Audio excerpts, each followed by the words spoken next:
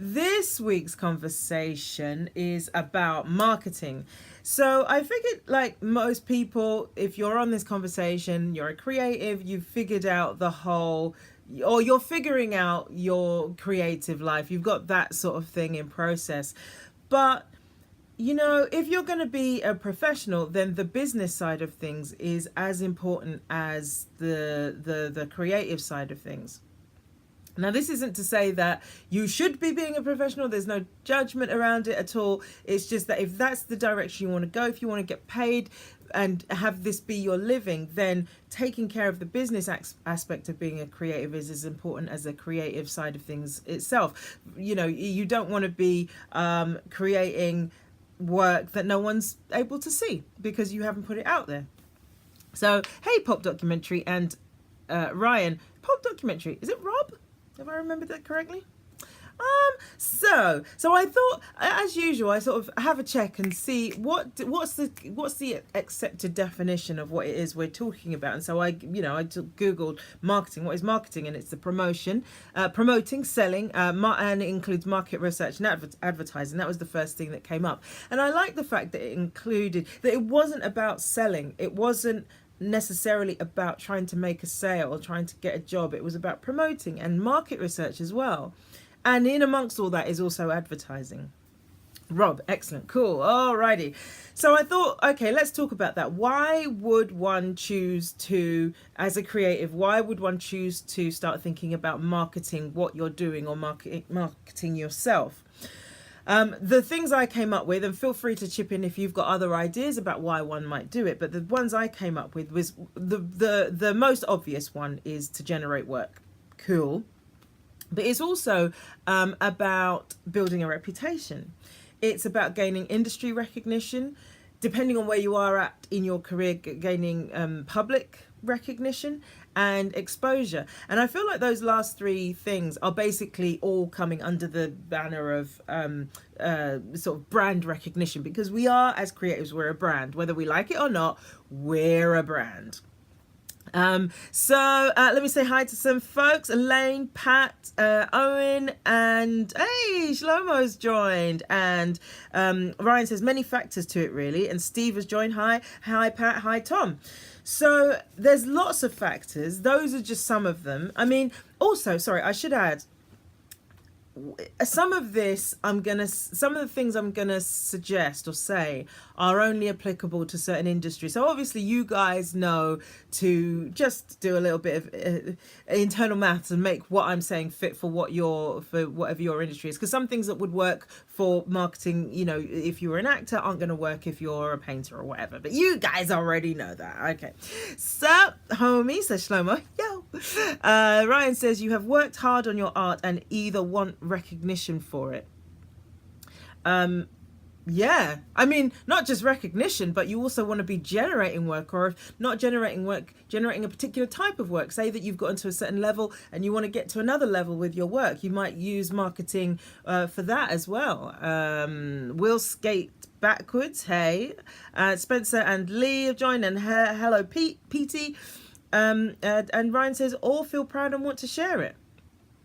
I mean, yeah, I get what you're saying. Nettie August, hi. I think where I'm coming from with this is more from a business perspective. I understand what you're saying in terms of if you've created something, you want the recognition of sharing it. And actually, I think fundamentally for a lot of people who create stuff, it doesn't actually exist until it's been experienced by somebody. And so therefore, that is a good reason to get your work out there. However, I'm talking about from a business perspective now, because in some of these conversations, we've talked very kind of, it's almost been like very spiritual, the conversation. Some of them have been very practical. So this is I guess, and some of them have been about creativity, and I guess this is more of one of those practical conversations where this is more about the doing, the business of just getting on and getting things done for your business called your creativity.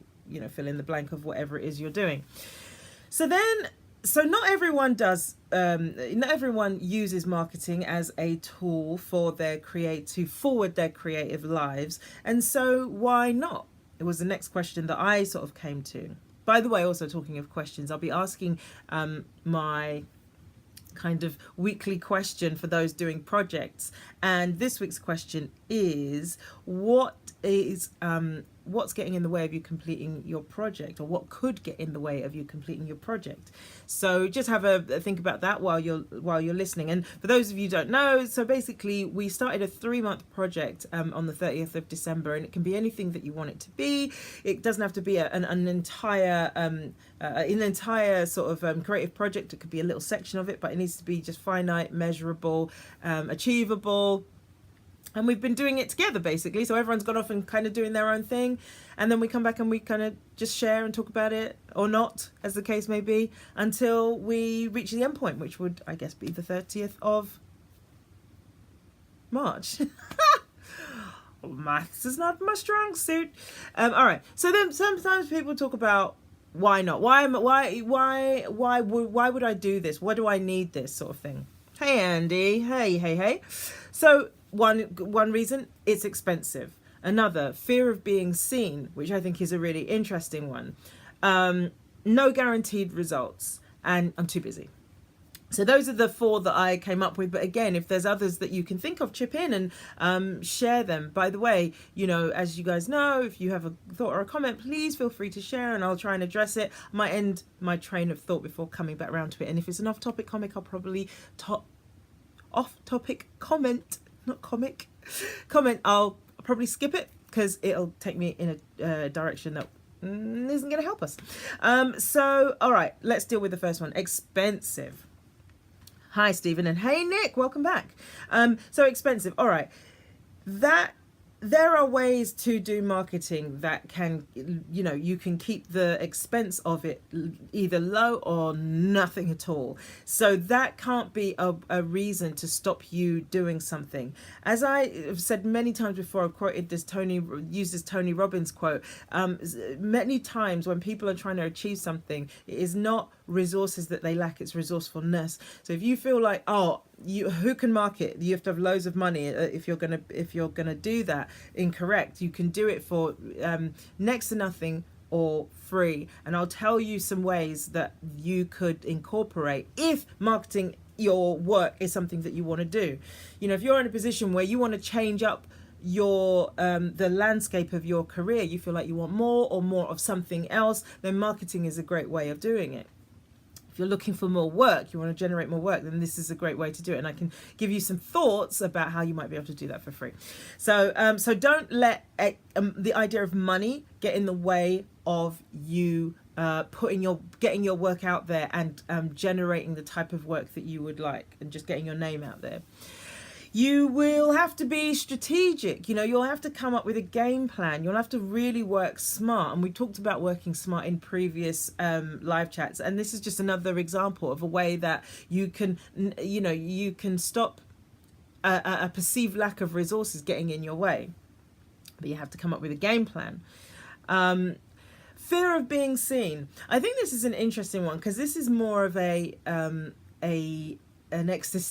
existential issue rather than one to do with any sort of practical concerns, but I think it's a genuine thing, and I'll tell you why I think it's a genuine thing. I was speaking, hey Amber, I was speaking to somebody who runs a well-being organization, and I said to them, how do you feel about putting your name out there or being out there in the public eye? I can't remember exactly how I worded the question, but what I meant by that when I asked it was, would you like to use yourself as a marketing tool for the organization? Would you be willing, for example, I don't know, say to do a TED talk? I didn't say those words, but that was kind of what I was implying with the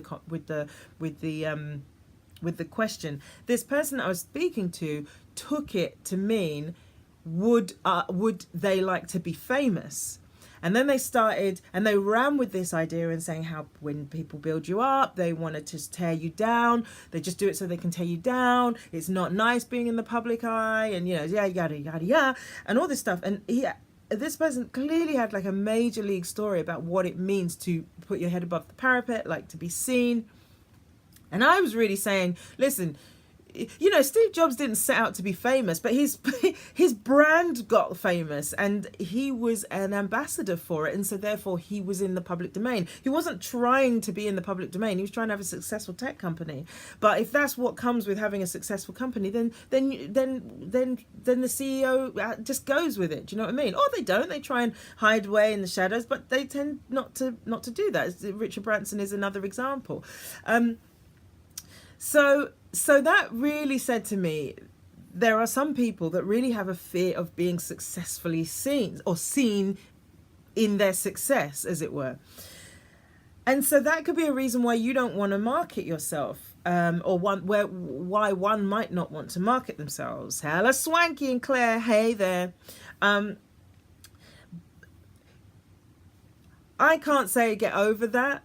But you might want, if that is something that is genuinely in your way, then you might want to look at that and see what's really there. Because often when we think like that, we've collapsed down a few ideas into one and we've made it mean something else. For example, what this guy has done, he's collapsed down celebrity status with being a successful entrepreneur or whatever, and media attention, negative media attention. He's collapsed it all into one experience called being seen, and it feels horrible to him, or it seems horrible. So you really want to be able to unravel really what's there. Because as much as some people do have a negative experience of being seen, being in the media, as it were, or being exposed, many people have a very positive, rewarding experience. And look, at the end of the day, it's not like you're going to go from 0 to 100. You're not going to go from 0 to being as famous as David Beckham. It's going to be incremental, gradual experience of just being seen more and more and more. It'll feel like, if you've got a problem with it, it will feel overwhelming and feel like you're being, hounded. You know what I mean? Like having that big experience, but it really isn't. And so you want to distinguish what's true and what's just a story you're telling yourself about what being seen really means. DJ Lincoln and JT Krypton, hello. Amber says, I have a fear of succeeding, and I'm unpacking that. I think it directly ties into my fear of failure. Yeah, I mean, I think I can't say anything directly to that because obviously I don't know the circumstances of that. But I think that's a really positive thing to do, at least, to even start to look at it and just really start to put a question mark on those beliefs that you have. Because sometimes we have beliefs that, some beliefs we know that they're beliefs, and some beliefs we don't know they're beliefs. We think they're truths, but they're not. They're also beliefs. And what I mean by that is that we're feeling about something, we're feeling a way about something and believing that is just how it is, when actually it's just a story that we've decided, i.e. being successful is terrifying. That's not true. Being successful is just being successful. There is no terrifying or amazing about it. It's just whatever your individual experience of that is. And if you come pre-packed with a story called being successful is terrifying, then guess what? When you do become successful, it will probably be terrifying for you. So one of the biggest favors that you can do yourself is start to really unpack these, as Amber's talking about, unpack these stories and just see what's really there, what's true, what's fact, and what is not fact. I was having a conversation with a friend who is really having to look at themselves to see what's in the way of their success, and they have some stories that are such fundamental truths as far as they're concerned that they're getting in the way. One of the stories this person has is that they're unemployable. They have such a myriad of skills that actually in their mind what they've done is said, well, I've got too many different things, how can I be categorized, therefore I'm unemployable, when actually that person has such an amazing skill set that it's almost like they'd be overqualified for the things that the jobs that they went for. But their interpretation of their range of skills is that is a hindrance to my ability to get a job in the to be able to succeed in the working world. What's true is that person just has these skills. The negative or the positive association is one chooses. It's up to you, really. Once you really see the lay of the land of seeing what's so, you'll see that there's a choice. You can let go of that or you can hold on to it. for dear life. And that's on you. I'm not saying you're to blame, but it's your responsibility. And we all know the difference. Hannah Swanky says, ditto Amber, my fear of failure has been debilitating creatively. How are you with that now, Hannah Swanky? Like where are you at with that process? Tonya, am I late to the talk? Not really. I mean, we've literally just started. And I was just talking about marketing, what that is, the reasons why someone might do it, i.e. to advance their career, to create a career, brand recognition, why reasons people might say why they, that'll learn me to not silence my phones. The reasons why, like fear of failure, I said fear of being seen, but Amber mentioned fear of failure as well. It's too expensive, I'm too busy, no guaranteed results. So we're just working our way through those. Defeat Ode Jovens. I don't know whether I said that right, but hi, thanks for joining. And Sean said, no, just started. Okay, I think that's to Tonya. And Ike's joined. Hey, Ike, how's it going? And Amber says, I know they stem from my upbringing in many ways, but also the anxiety of the unknown. Working on being present and focusing on what I can control has helped a lot. Being present, I mean, we've talked about this in previous conversations. Being present, there's a facet of it that I really became aware of that has really helped me. Being present isn't just about being in it. Let me see if I can say this in a useful way. Being present also means encountering situations as they really are, rather than coming with your pre-packed notion of what you think something is. Like, say for example, if you have a history, this is just an example that's coming to my head, so I hope it's not triggering for anybody, but say if you saw a man and a woman having an argument in the street. If you've come from an environment where a male figure in your household was always the aggressor towards a woman, you will have a different interpretation of that situation, even if whether you can hear what they're talking about or not. If you've come from an environment where the woman is a manipulator and deliberately triggers the man, then you will bring a different interpretation to seeing those people arguing in the street. But what we do is we don't account for the fact that we are coming from a particular place when we look at any given situation. Now, that's an example of something that's exterior to us, but we also do that in our interior lives as well.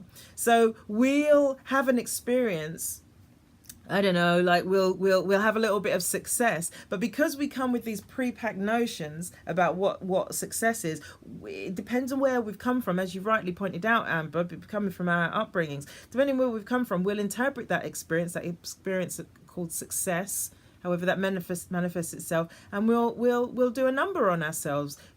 Some of us might go, this is it, this is what I've been waiting for, because your upbringing is about making it and proving yourself to your parents or something. And somebody else will have the same experience and go, oh well, it's all going to go to shit, it always does, that's my luck. That's the talking that's going on in our head. But we're doing exactly the same as we're doing with that couple that we've seen in the street. We're taking some shit from our past and putting it on this present situation, when this present situation is just what it is. It is what it is. But we've given it this extra meaning based on who we are, and we haven't accounted for the fact that we've given it this extra meaning. We really believe that these things are so. That was a good point, Amber. Amber says, yes, on the pre-packed, and mother's maiden name and Dylan have joined. Hi, what is it?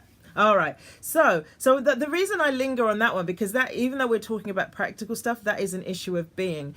Of that fear of being seen and what's really there. And I think that is a big thing for creatives, is even though we say we want this, and even though we know we're going into a career and an environment where we're going to be seen, we're also fearful of it as well.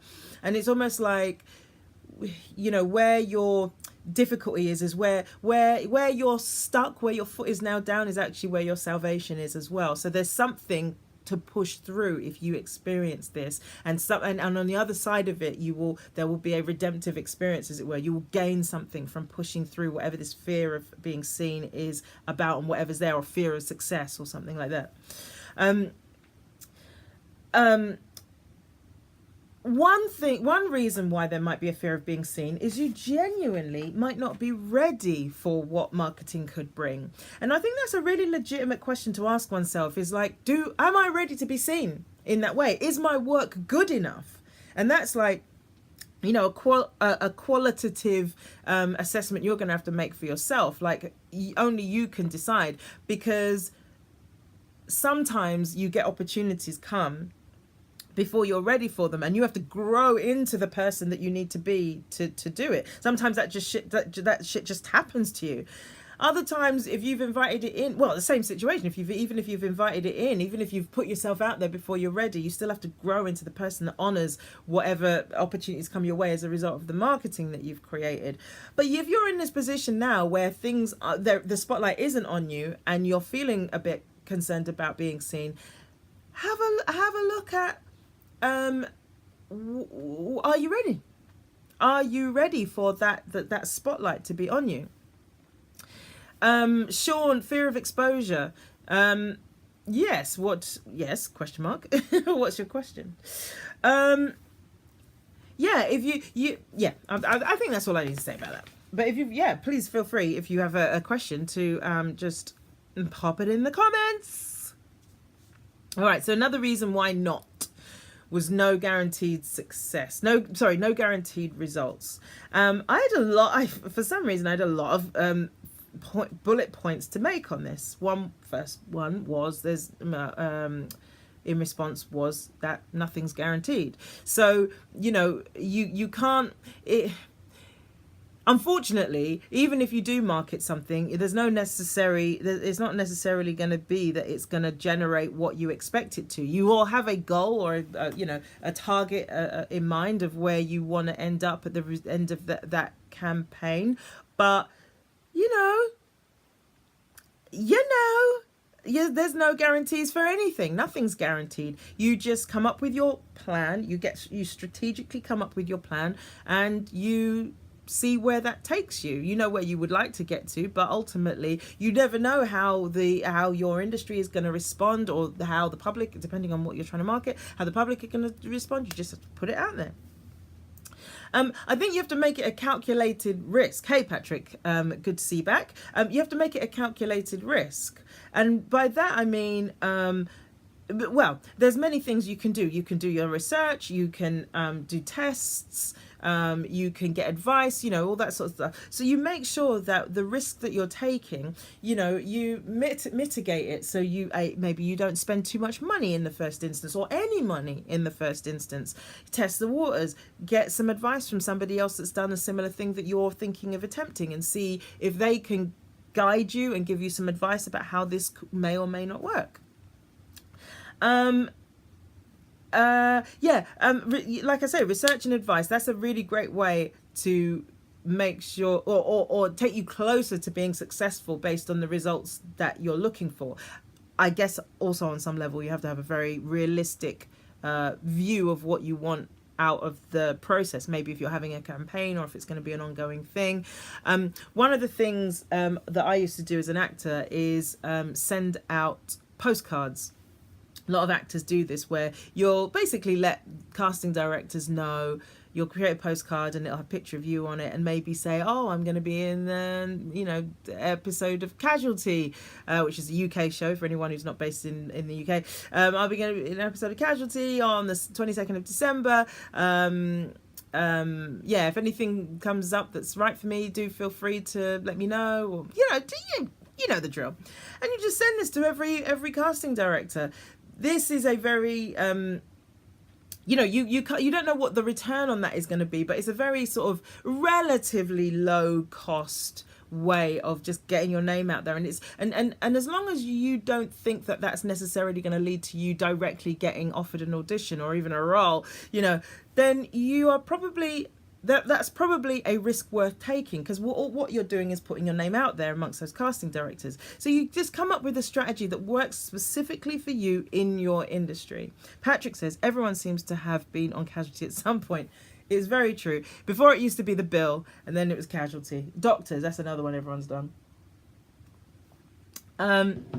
Yes, do tests.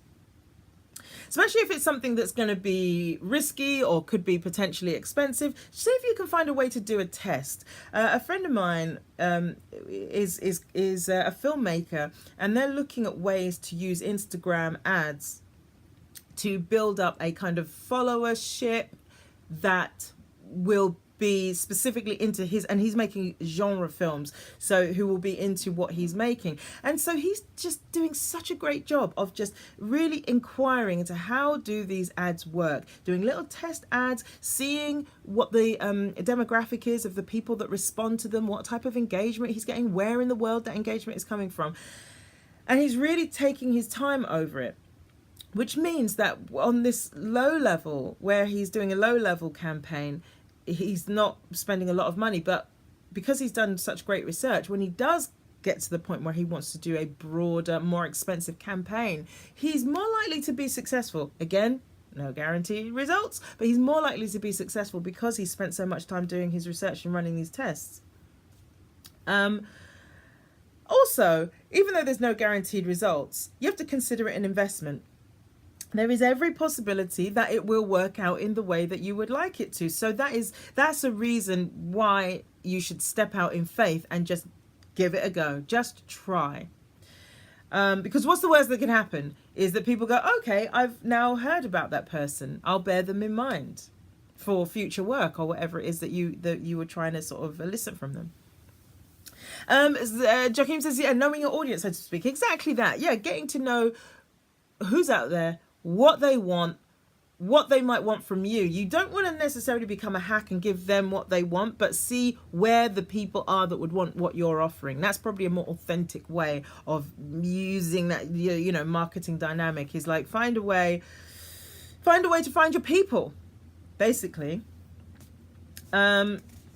And also, yeah, it is an investment. It's not going to be like an immediate direct results. But you, like I say, consider it an investment. What was that last thing I wrote that was really good? Oh, yeah. So there's this old marketing thing where they talk about how customers need to see an advert 7 times before they will actually buy. And so that's what you have to think about in terms of your own marketing. It's not like, again, to use the actor as this fictitious actor as the example, it's not like this actor is going to send out postcards to casting directors and then all of those 200 casting directors are going to offer them auditions. But what's going to happen is when he gets another role in The Bill, and then he gets another role in a play, and then he gets another, this plants a seed and they go, oh, look, Sean's doing a West End play. We should go and see it. Or, oh, Sean's got in Line of Duty. Excellent. And over time, they might end up catching one of his shows. Over time, that the seeds planted in the casting director's mind, and eventually that person gets called in. Now, some people give up. They're going, I sent postcards, I didn't get auditions, therefore it's pointless. The smart ones know this 7 times rule. Not necessarily that you have to do it exactly 7 times, but just understand that you are creating this relationship with these people. It's not about what a one-time thing. It is a long game. Anyone who wants to make it in their particular industry, who knows anything about anything, knows that this is a long game. So if you're an actor, it doesn't matter whether you're a photographer or a writer or a painter or whatever, it is a long game. And part of that long game is building relationships. And part of the way you build your relationships is through your marketing. Best way to market, though, Sean, this is for you, but for anyone who's a performer, or in fact any creative, is to do a good job. If, as a performer, a great performance is your best marketing. If you're a comedian, the best marketing, I don't know why I did that weird sniff. I didn't even need to sniff. I went, anyway, your best marketing is to do a fantastic gig, to be hilariously funny, because most of the time other comedians, see, this is an interesting thing about the stand-up world, and I don't know how applicable it is to your world, but in the stand-up world, a lot of comedians also run gigs. So if you go to a gig or smash it, 9 times out of 10, you'll be seen probably by at least one other comedian who promotes or runs a gig, and they will most likely book you if you smash that gig. That's the best marketing you can do. Be excellent at your job. Whatever your job is, be excellent at it. And that will lead to so much more work than any postcards you could send out, because you've been fly. Okay? All right. So, yeah, Sean says he's a budding actor. Patrick says persistence is key. Steve has joined. Hey, Steve. Yeah, absolutely. No worries, doll. No worries. Persistence is key. It's just, you know what it is? It's consistency. It's not even persistence. Well, yes, persistence as well. Let's say that. But also consistency. Just sticking with it. Because if a casting director over the course of 2 years receives 7 postcards from you, they are going to remember you, because partly their job is to remember people, to remember actors, to remember faces, to remember names. So they already have that skill set. But if your postcard keeps showing up, I mean, listen, talking specifically to actors, so Sean, some casting directors don't like it. Nothing you can do about that. And unless you do a survey, you're never going to know. But when they are received positively, they will start to remember you. So, but doing a great job, that is the greatest form of marketing for yourself. So let's talk about ideas. Oh, Amber says, oh, God, yes. I'm in a place at the moment where my performances are going to be so important. I mean, absolutely. And listen, you can't give yourself a hard time if one doesn't go that great, but if you can just be consistently great, because consistently great, that's what I should say as well. If you can be consistently great, that will go a long way, because it's fine to do a good performance this one time, but if people just go, every time I see that person, they are so funny, or every time I've seen that person in a play, they have been so good, or every painting that person does just moves me. You know what I mean? That is what will, that's that marketing I'm talking about. So one is great, but if you can be consistent, that's even better. So let's talk about ideas. And Gabari 101 has joined. Hi there. So let's talk about levels of expense. So I'm going to breeze through the expensive ones, because I think the most important ones are the free ones, because free is just lovely. And free will start, I think if you start with free, it will give you the inspiration to really make the most of the ones that you pay for. Because if the criteria is don't spend any money, then that is a very useful limitation. That's a very useful boundary that will make you get creative in terms of how you're marketing yourself. Who doesn't love free, Amber? Who does not love free? So let's talk about the expensive ones first. Get those ones out of the way. Okay, expensive. Okay, you could run ads. I mean, if you wanted to, you could run TV ads. I mean, I don't think local TV ads are as expensive as one would think, but they're next to pointless for someone in our boat. A lot of the time, also, it's because you have to put an ad out so many times for it to have the impact that you want it to have. And you want to, most of the time, I think you guys are going to be wanting to direct your attention towards industry people rather than to the public. So ads, whatever. Hey, Tommy. Oh, thank you. He says, hi, Andy. Love all your videos on here. Thank you very much. Could get a consultant to create a marketing plan for you. Again, I think that's more public facing, that type of thing. You could do print and audio visual materials. That again could be very expensive unless you know somebody who knows how to do that, or you know how to do it yourself. So let's set that stuff aside. Mid cost. So this could be materials like, these postcards, online adverts, like things like social media ads, like on Facebook, you can run adverts, and you can fly. And I think those, like fly, again, like I say, remember that this is might not apply to your industry. So flying, for example, might be irrelevant to some industries, but if you're a painter, getting some postcards made up of your work and leaving them in galleries and giving them, giving people a steer towards your website, that might not be such a bad idea, So postcards, again, that's something that actors always do, but I'm certain that, again, that would be something that if you're a wedding photographer or something like that, keeping a bunch of postcards with some really beautiful black and white images on the front of some of your best shots with the people's permission, having them on you at all times. So if you happen to be with someone and says, yay, we get married, out come the cards, you want you never know where the opportunity to share your work is going to be. And you have to think of it in terms of like not just making a sale, but sharing your work. Because like I say, being excellent is the best form of marketing. And if people look at this wedding postcard, for example, and just go, these are excellent, that's the job already done. You know, that's the marketing done. It's not about having the postcard. It's about having the beautiful images on the postcard, right? Hey, Penfold 2 and Lazy Eye 0. Hey. Okay, let's talk about free. Free. Set them free. Okay. Just looking at the time. I need some water. Okay, so one thing you can do is you can do a job for free. That is a free way. Well, hopefully free. Depends on what type of work you're doing. But you could do a job for free for somebody. There's a lot of noise like freelancers make about giving away their work for free, allowing people to use their music, use their images. Look, if you are smart, you will know that occasionally you need to make an investment by giving some of your work away for free or doing your work for free. As long as you do it on your terms and as long as you're clear what the return is, then it is still worth it, because ultimately the creative industries are not like going into other industries. It's not like being a doctor.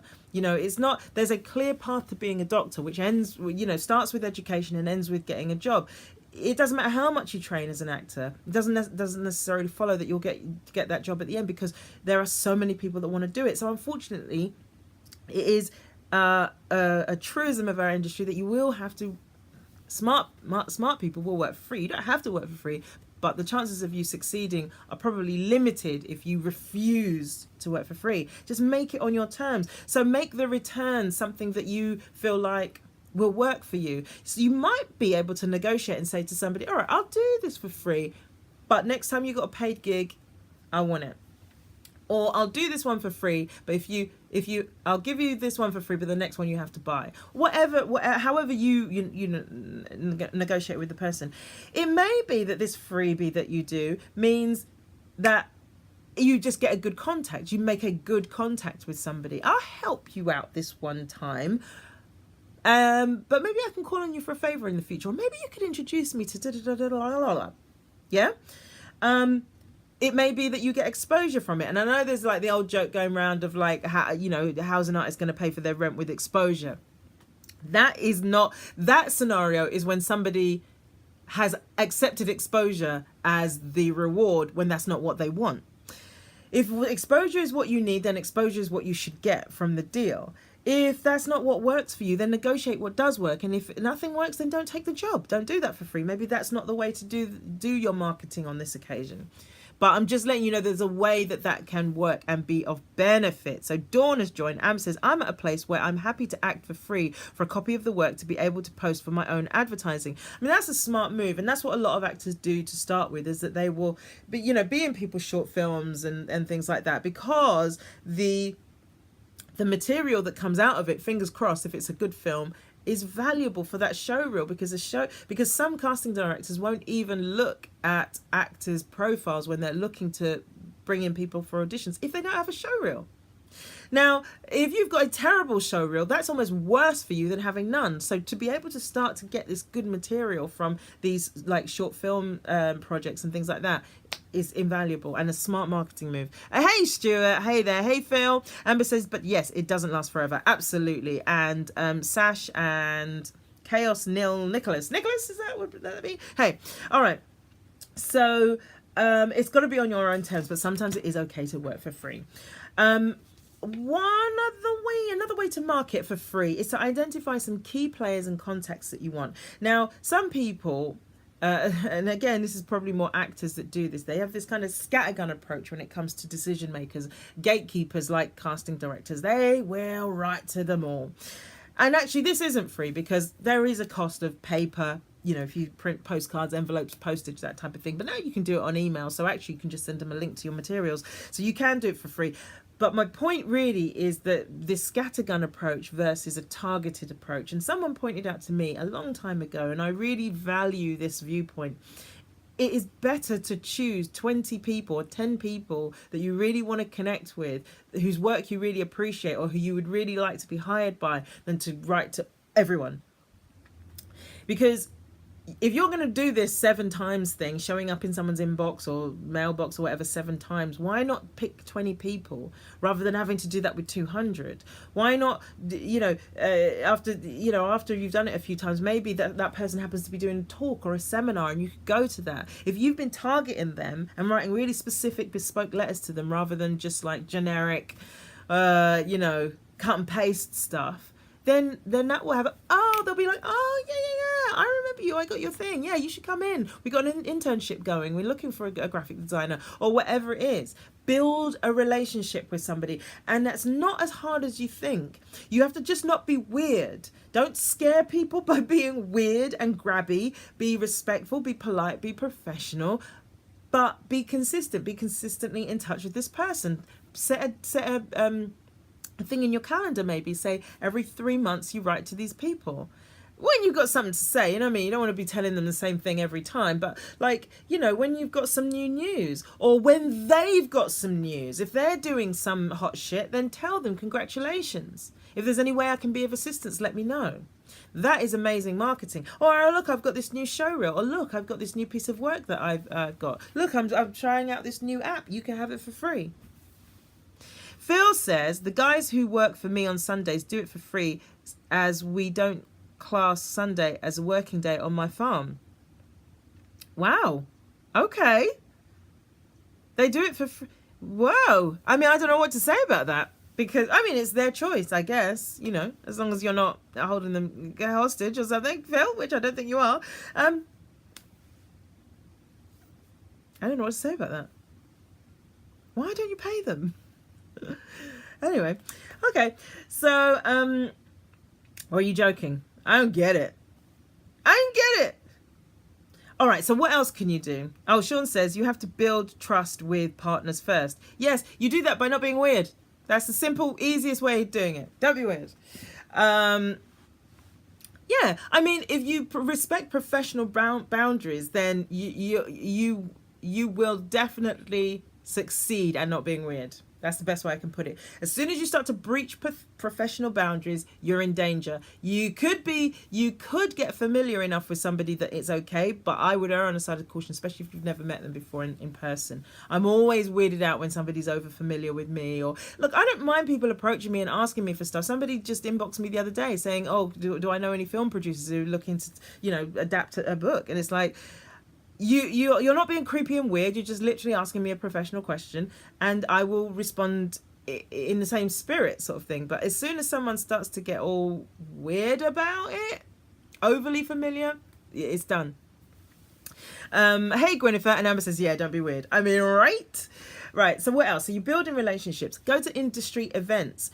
That's a great place to network, because everyone, I've said this so many times, everyone's all grabby about the person on the stage who's doing the talk. But don't forget, there are a bunch of like-minded people all around you who might be looking for what you do, or might be looking to collaborate with someone who does what you do. So don't forget that, if you're looking for a concentration of people who are into the same thing, then if you go to an industry event, you're going to be surrounded by those folks. That would be a great place to market your wares.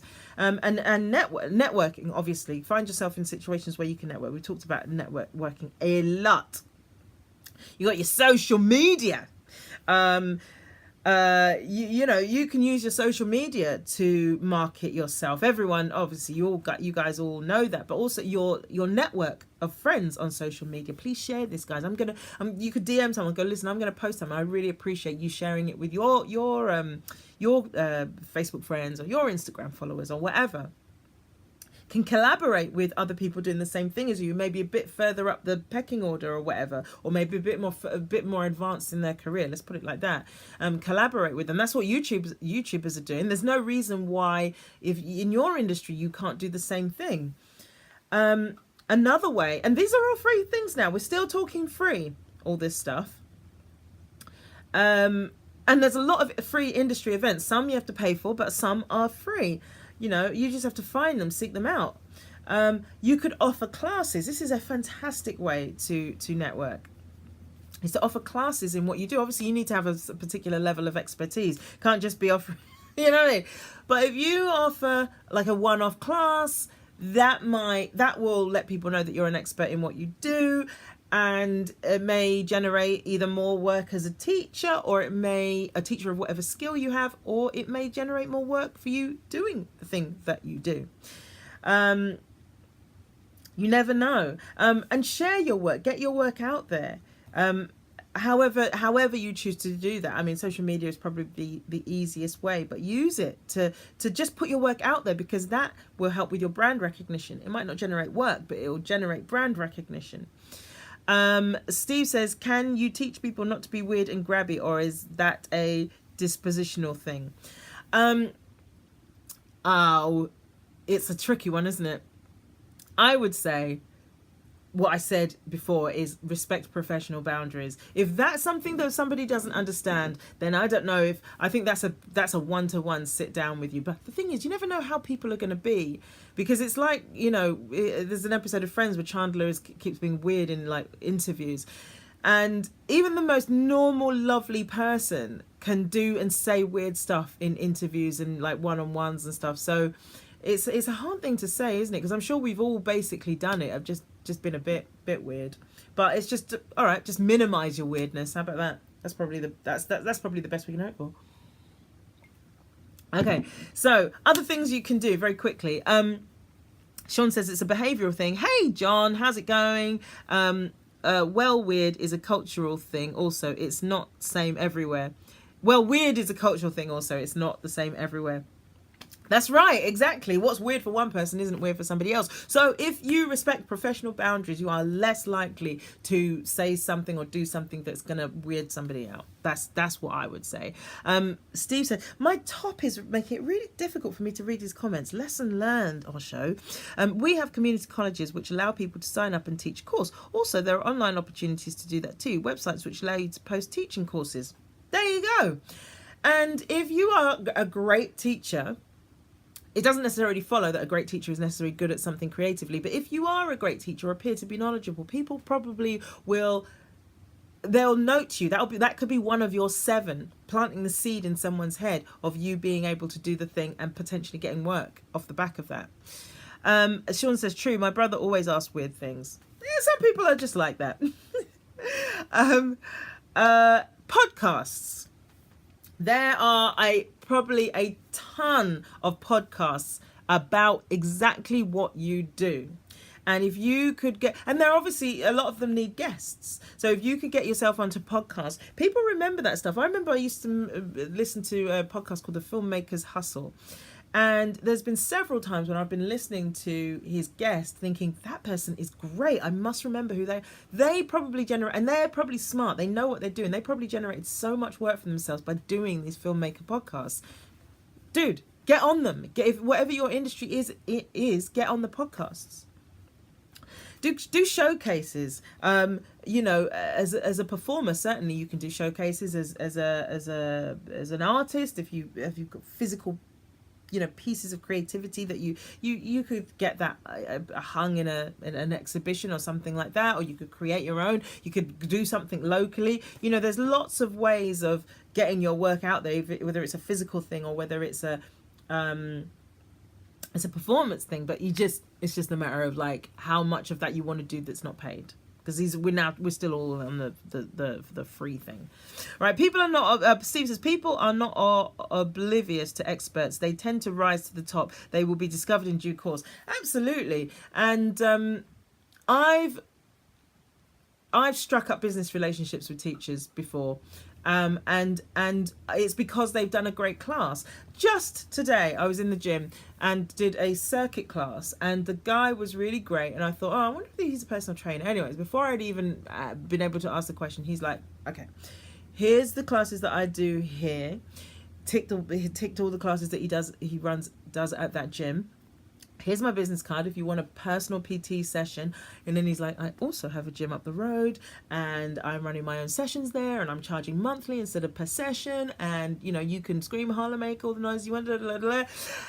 And I was like, this guy's got game, because that is such a great bit of marketing, because he's given us a great class, and only at the end of that, where I've had a great experience, has he come and said, listen, if you want more of that, this is how you can get it. So offering training or freebies to other people is a fantastic way of getting yourself out there and being perceived as an expert in what it is you do. Sean says YouTube is a great channel for self-promotion. I mean, there you go, social media, babes. For an actor, it's hard. I mean, I guess the way to do it for actors is sketches, but you need a little team of collaborators, and you need somebody who's got a camera and some good sound equipment. But that is a great way of getting your stuff out there, is like little skits on Facebook or on YouTube. So there's lots of possibilities, and most of them, very inexpensive, if not free. Like, you look at the Jonathan Pie stuff, right? All he needs is a sound person to actually shoot that stuff. He could actually do it on his own. Actually, he could actually physically do it on his own if he had a camera and and he's got a microphone. I think the camera zooms in and out, so maybe he does have a camera person, but that's very lo-fi. And then maybe he or the camera person could edit them himself, and he just needs to be able to write them. Maybe he bring somebody in for that, but he could also be doing that on his own. Look how popular that is. That guy's played the Palladium. He's toured the UK. His videos get millions of hits. So that's another way to market. All right, listen, I'm just going to wrap this up very quickly because we're nearly there. So also, if you do showcases, how you can leverage that is selling materials afterwards. So say, for example, if you're a performer, say if you're a comedian, if you've got a CD or if you've written a book or something like that, you could be selling it afterwards. Also, if you produce physical material as part of your creative life, use that physical material to market your other stuff. Have you ever noticed how in a novel there will be an advert at the back for another novel that the same author has written? Well, you guys can use that same strategy too. Okay? Use your resources that you may have, your social media contacts, your social media followers, your friends and family. Use them to market your stuff. The connections that you've made, they're people that you can market to, and who can market for you. You just have to find how that would work. What was the other thing? There was something else I was going to add. Oh, yeah, there was Seed and Spark are like Indiegogo, but just for film. And they were saying how this one person who's doing a short film did a really great social media perk, which also doubled up as their marketing. So basically, when a person donated to the film, they got this perk where they would ask that person who'd made the donation, when in history would you like to go back to? And the person was like, I don't know, the signing of the Magna Carta. And so they would do a little sort of graphic or whatever, Photoshop of them at the signing of Magna Carta. And then they would send that image to the person, and they would obviously put it on their social media because they're like, look how cool this looks. And they would link it back to the film, and it would generate more followers and more donations. So you can create material that will serve as your marketing as well. It's about being innovative really with it, and finding ways to not be bound by any limitations like money or the perceived lack of resources. Graham has joined, and Steve says, but don't wait to be discovered there. Posting a video does not guarantee success. Oh, you're talking about YouTube, and Patrick says currently using King Batch. Bachelor. Yes, okay. As a case study. Yes. All right. So are you putting stuff out there, Patrick? Is that what you're doing? Putting stuff on YouTube? I mean, he's very successful. Sean said Jonathan Pie couldn't get on mainstream and he's flying now. Exactly. Jonas, hey, Amber, today was a great campaign. I don't know what you mean. But tell me. Oh, okay. Local businesses and local enterprises. They're another place that you can advertise your work. If you've got work that could be hung or displayed. Start with local businesses. Maybe put a little for sale sign on it. Okay. Grants and competitions. This is the last thing I'll add. Today was a great...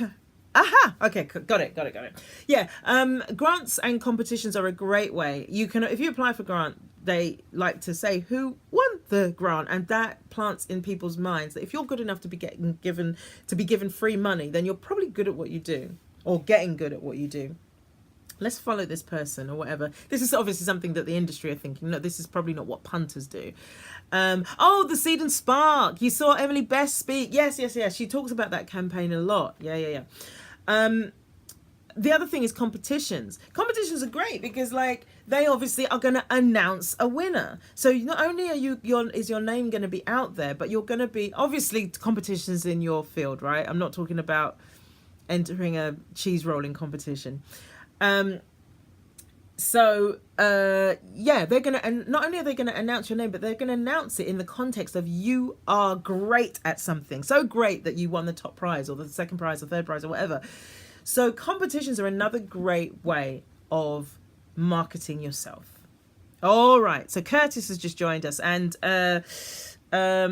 Steve says, stay positive. Your immediate audience is not going to be your only audience. Absolutely. But they can be the people that help to create your next layer of audience. Like, for example, some of you guys sometimes tag friends in the comments when I post the advert for this. Say, hey, you, like Steve, you did it this week. This one would be a good one for you. You tagged someone you know. And, you know, hopefully I'm doing a good job here so that you feel like you want to share it with the people that you know that are in your life that you feel would benefit from it. So that's, you know what I mean? Just get innovative with the way that you do it. So I'm at my 2 minutes, to my 2 minute countdown. So let me just ask you guys. In fact, you know what? I'm going to come out because I don't want to rush this. I just want to ask you this question. What obstacles could potentially get in your way to stop you completing your project? If you're not doing a project, don't worry about, thank you, Sean. You can join us. It's going to be like just a little 5-minute roundup, just a post live chat sesh that we end up doing every now and again. It would be no more than 5 minutes. But yeah, I just want to keep stirring the pot and having you thinking in a particular way about your projects, because the reason that I've asked people to take or invited people to take on these projects is not necessarily about the projects, but about the thinking that we're going to start to create, propagating. So another way of stirring that pot is to just have you thinking about what things could get in the way of you achieving or completing on your project. All right, so listen, I'm going to end this and then come back on 5 minutes and then we're all done. Thank you for everyone that's going to be there. Thank you to everyone who's been here. And if you're going to join me on the next one, then I'll see you on the other side. It may be that also you guys have nothing to say on the matter. I mean, that's legit. You might be like, I don't know what's going to get in my way. Hey, Jakim and Lisa. Cool. So, Rob, Hella Swanky. I call people by their names if I can remember them. So, Hella Swanky, if you want me to use your name, do let me know. And this is one other person, and Curtis is back, and Steve and Patrick. Hey. So you guys, Patrick, you mentioned last week that you had a thought about a project that you wanted to initiate. So if you have you had any thoughts about what that might be? Would you like to share it with us? And I can add you to my list of 16 fabulous people. Hang on, let me see. Let me get my list up. There's so many. Also, one thought I had today, you guys, is now don't feel like you've got to do this, but people taking on the meditation, I have gotten into a habit of meditating before this live chat, because then I know that my Sunday meditation is done, it's taken care of. So if you want to join me, I won't do it online because it will literally just be me just sat there like that, but maybe you might want to just do your meditation before we meet as well, just to get yourself in that headspace for what we're doing. Amber says, my own lack of motivation, really. Okay, that's potentially in your way. And Halford Rocks has joined, and Josh has joined. Smalls, okay, folks call Hella Swanky Smalls. Gonna remember that. Meditation does help. And Kevin says, hi Andy, can't stop, gotta go to work. All right, thanks. Cool. And Amber says, I've got home equipment, I've got marketing meetings coming up, and then I'm considering voices.com directly afterwards. Got it. All right. Well, listen, you can catch yourself in, again, you know what, Amber, I think that lack of motivation is something to unpack as well. There's a lot on your plate of unpacking, a lot of unpacking to be done. But there might be some listen, I'm no psychiatrist, therapist, or whatever, but there might be some fundamental belief about it's not going to work out. And therefore, there's a sort of a resignation or something. Like, what's the point of starting if it's not going to work out? I don't know. I don't know what's going on in your world. You know better, and I don't want you to overshare anything that you're not comfortable with sharing. But I would look at that because you seem like this sort of person who's got a lot of things going. There's a lot about you, very talented. And so I wonder if there's more to that experience of lack of motivation. Maybe the motivation is always there, but what's present is an experience called lack of motivation, which is clouding your access to your motivation. Sean says barriers, getting rid of others who interfere in your project. Right, okay, Sean, you know, you gotta pick who you spend your time with. But I get it. I'm sorry. I'm not mocking you at all. But that's it's funny. Like, people just interfering is a funny thing. I'm trying to just do something awesome here. Just leave me alone. So yeah, you got to start to be clear with people, because if people are interfering with what you're doing, you've allowed them to. Even though your experience will not be that you've allowed them, that it's completely outside of your control. It ain't. So see what you can do about starting to see where you're culpable in other people so-called interfering in your projects, and where I'll give you an example, right? My mum, she's getting ready to go out, and there's a ring at the door, and she's just about on time to get to where she wants to go. Someone comes to the door, and they're doing that thing where they're trying to get you to switch energy suppliers. Oh, hello, madam. I'm from EDF. We just wondered if we could do talking, and I can hear her having this conversation. I thought, well, didn't she say she was about to go out? Anyway, so eventually, after about 10-15 minutes, she gets rid of this person, and she comes and she's like, oh, that person delayed me. And I'm like, Mum, you could have told them to just go, but you got yourself entangled in a conversation. And her experience was genuinely that person stopped her getting to where she needed to go on time, rather than she allowed herself to get embroiled in something that was gonna delay her. And so that's how sometimes we experience like things like interference. Is, damn it, that person, if only it worked for them, when actually we've invited something in. Okay, Amber says, I mean, don't feel lack of motivation, but in an abstract way, don't feel the lack of motivation, but in an abstract way, it could, if that makes sense. I'm not sure what you mean. Sean, it's okay. Okay, all right, I think that was at me laughing. Steve says, I struggle to get in.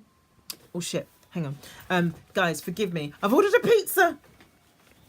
I didn't know that I was going to be carrying on. Let me get my tip for the man.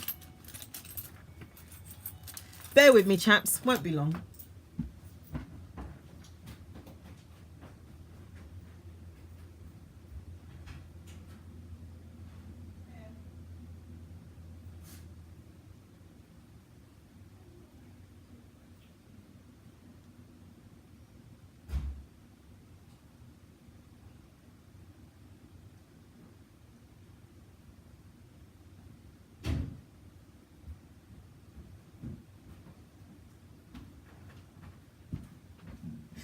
Oh my God, hilarious. I thought I'd be done by now. Okay, Steve goes, I struggle to get going with my book because I don't have a clear idea of why I was writing it or for whom, but I found that emerges as I talked my idea through with others. Sorry, running. I mean, I think that's good. That you know, your motivation or your reason for doing it is an emergent thing. It comes out of starting the process. And like we were discussing, sometimes inspiration has to meet you there. Sometimes she doesn't lead the way. You sit down and write the book, and then she shows up. So that maybe that's what happened with finding the idea. Amber says, like, I'm really excited putting it all together. I don't feel that's gonna happen, but everything else is coming together. So the only thing that could stop me would be me. Oh, I see. So you're not saying you're actually in a lack of motivation, but you feel like that could potentially happen. Gotcha. All right, Patrick is laughing at the accent. Okay, but that's my mum. Steve says, I'm also using work I have already done as the basis of my current writing. I stop myself being overwhelmed or frustrated by the blank page by building on what I've done so far. Yeah, and also know that the blank page will one day be full, and you've already got stuff that you can draw on to fill it. So that experience of the frustration of a blank page won't be for very long, because you know how to fill it, either with stuff you've already done or what you're gonna do. Hannison, hey, lucky numbers have joined. Okay, and Small says, save me a slice. Sean, pizza, interfering, flavour. Okay, farmhouse. Curtis says, my goal is getting to uni. However, I want some time to go travelling and find myself. For the past 6 years, my priority has been education. I mean, that sounds good. As a goal, I see. So what we're talking about is a 3-month project. Something that's measurable. So if your goal is to get into university within the next 3 months, then that would be a good project to take on. But maybe there's a part of that process that you might want to you might want to take on instead. I don't know. It just has to be something that's measurable. Getting into uni is definitely measurable, because by the end of 3 months, either you will or you will not be in university. But yeah, the idea is that by the 30th, the goal or project has been completed. So yeah, if that's if you want to throw that into the ring, then I'm here for it. Hey Sophie, how you doing? And DJ Fitz is here. Fitz is here, and Gwyneth says, I'm always distracted by watching TV. With reading books, I want to start using my time more usefully. Got to catch yourself in that moment, right?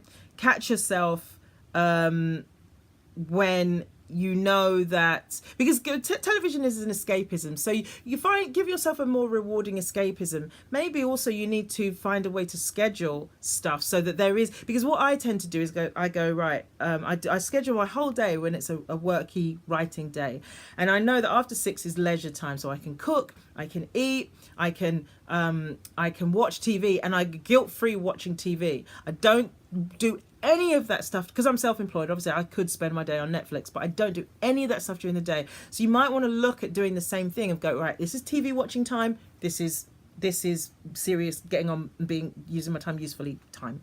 Tommy says, I was struggling with focus in the beginning, but it's slowly coming together because I stopped having an expectation of the end game. And Tom's talking about meditation. I think we almost need to do a talk about meditation. I'm going to wrap this up very quickly because I'm aware that I said it would only be 5 minutes, but you're all saying such interesting things. Yes, it's so important to let go of expectations and outcomes with meditation. It is not supposed to feel or be or result in anything in particular. Even sometimes people say, oh, I didn't feel anything that time, but then another time I did, and they think that the time that they felt something was a successful time. No, the fact that you were able to stay in it even though you weren't experiencing anything is a success in its own right. Every time you sit down to do it, it is a success at meditating. It is a success at meditating. There is no goal. You're not supposed to experience or feel any particular way. You are training yourself. It's like going to the gym and going, oh, my muscles aren't aching. Even though you ran for an hour or you did an hour of like strength training or whatever, if you come out going, oh, my muscles aren't aching, I obviously did it. It didn't work. It's like thinking in that same way. You did the work. That's all that matters. Leave the rest to God. Okay. So then DJ Lincoln has rejoined, and Steve says to Gwyneth, I would set myself a daily page count, 25 pages a day. That's what you've got to do. And Tom, if he's still on here, he gave me a really, Tom Swanston gave me a really great bit of advice. Because I was doing a fixed amount of time, and he was like, set a goal, like you're doing, Steve, basically, of what you want to achieve. And that means that if you finish early, woo, watch TV, do whatever you want. It's free time. You earned it. So now I'm working based on chapters. So if I finish a chapter early, the rest of the day is my own. If I finish super early, I will start on the next thing because I want to get ahead of the game. But the point is, I know I don't have to. And if I've had enough, on goes the Netflix. Patrick says, scheduling is my kryptonite. Well, then at your peril, my friend. Find a way to make it fun. Find a way to make it work for you. Even if it means getting somebody else to do it. Even if it means picking stuff out of a hat. Find a way that it works for you. It may be that you need to schedule break the scheduling process up. So instead of trying to schedule a whole week, maybe you have to do it at the end of every day for the next day or something like that, some way, so it doesn't become this burden and it becomes your friend, because scheduling is a friend. It's a context in which you can pour your energies and you don't have to worry about when and how you're doing stuff because you've already figured it out. And a better version of you figured it out, because if you're in the moment, you might go, no, I don't feel like doing it, so I'm not going to carry on. Whereas if you schedule in advance, that version of you that's coming up with that schedule is based on, is a version of you that wants the best for you. Right? So, Sean says farmhouse is kryptonite. Well, it ain't mine. Tom says that's exactly it. And then Patrick goes, yeah, true, thanks. ... I like the ... All right, guys, listen, that was very, very useful.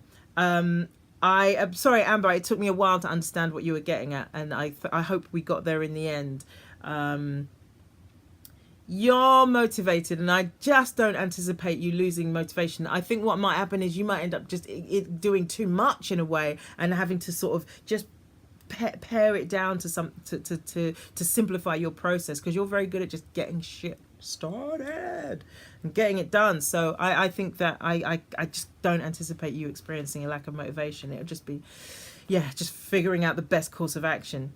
All right, guys, thank you so much for this little extra after show thing. I hope the marketing conversation was useful. I know it was more like pragmatic than it was more this kind of, I don't know how to describe the other types of conversations we have, but you know what they are.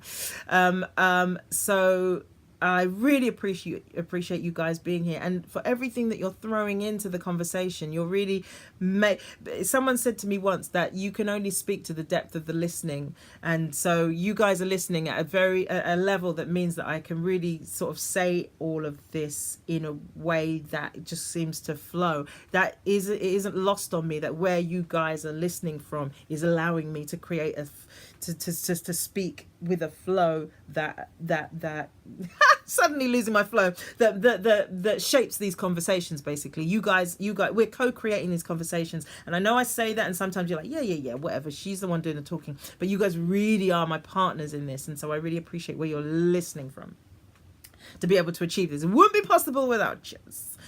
Steve says ethereal. I don't know. Jamie's joined. Hey, Jamie. And Steve says, thanks, Andy. Happy pizza evening. See you on the next one. Yes, indeed. See you. And Amber says, we did. I feel awesome. Super excited. Yeah, I'm trying to keep it simple. Keep it simple. Toodle pip, Sean. Joachim, it was good as always. Yes, it was a pleasure to see you back. It's lovely having you back. Guys, have an amazing week. I can't wait to do the conversation next week. Next week is going to be about wealth. I know we've talked about money, but now we're talking about wealth. I think this is a really important conversation for creatives. So that's what we're going to be doing next week. Gwyneth says that's a good idea, but I'll do it with 10 pages. Thank you. Excellent. Good. Patrick says, may the force be with you. And you, my brother. Guys, have an awesome week. I will see you next time. Bye.